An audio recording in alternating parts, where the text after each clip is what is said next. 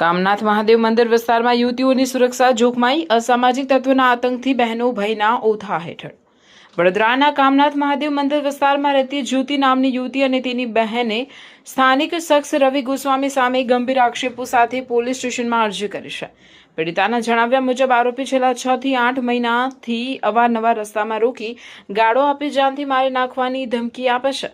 ગઈકાલે આરોપીએ રિક્ષામાં માણસો લાવી ઘર સામે જ પતાવી દેવાની ધમકી આપી હતી। યુવતીએ આક્ષેપ કર્યો છે કે આરોપી ગાંજાનો નશો અને વેચાણ કરે છે। ઘરમાં મમ્મી પપ્પા સિવાય અન્ય કોઈ પુરુષ ન હોવાથી બંને બહેનોએ સુરક્ષા માટે પોલીસ પાસે કડક પગલાંની માંગ કરી છે। મારું નામ પૂજા છે। જે રવિ ગોસાઈ છે ને એ ઘડી પડી આવીને ઝઘડો કરે, ઘરમાં આવીને કશું ને કશું બહાનો કરે। એની મમ્મીને ફોન કરે ને એને મમ્મી એવું કે તમને કશું નહીં કહેવાનું, એ બોલ્યા કરે, એને બોલવા દેવાનું। ગાંજા પી પીને બોલે કરે છે ને બોલવા દેવાનું, તમને લોકોને કશું નહીં બોલવાનું। તો અમે કોને બોલીશું? પછી એમની મમ્મી કહે કે નામ લઈને કહે ને ત્યારે કહેવાનું। તો અમે એને આજે નામ લઈને બધું કીધું, મારવાની ધમકી આપી। તો અમે લોકો એને મમ્મીને ફોન કર્યો તો એની મમ્મી કહે છે કે ઘરમાં આવીને અમારા જોડે ઝઘડો કરે છે અને એવું કહે છે કે મારા છોકરો જે પણ બોલે ને બોલવા દેવાનું, તમને નહીં બોલવાનું। અને મારા હસબન્ડને પણ જેવું તેવું કહે છે। હવે આપની શું માંગ છે? મેં તો કહું છું કે એમને સજા આપો। આપનું નામ? મારું નામ પૂજા છે।